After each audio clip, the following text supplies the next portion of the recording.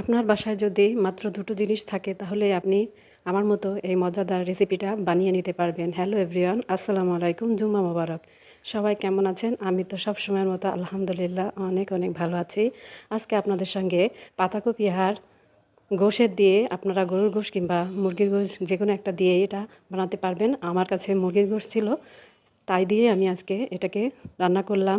আজকের এই মজাদার পাতাকপির রেসিপিটা শেয়ার করছি। এটা আমি আমার মার কাছ থেকে শিখেছি। আমার আম্মা এটা ছোটোবেলায় শীতের সিজন পাতাকপির সময় প্রায় রান্না করতো। তো কিভাবে আমি রান্না করছি দেখে নিন। প্রথমে আপনারা পাতাকপিটা সিদ্ধ করে নেবেন, গোশটাকে সুন্দর করে সব মশলার সঙ্গে কষিয়ে নেবেন এবং তারপরে যেহেতু পাতাকপিটা সিদ্ধ করাই থাকবে, শুধু গোশটা সিদ্ধ হয়ে গেলে, সুন্দর করে কষানো হয়ে গেলে আপনারা তার মধ্যে পাতাকপিটা দিয়ে এটাকে রান্না করে নিয়েই হয়ে যাবে মজাদার একটা পাতাকপির রেসিপি। গোশের পাতাকপি, এটাকে আমার কোনো নাম দিতে পারছি না, আপনারা একটা নাম দিয়ে দিয়েন। কি নাম হতে পারে এই রেসিপিটার? সবাই ভালো থাকবেন।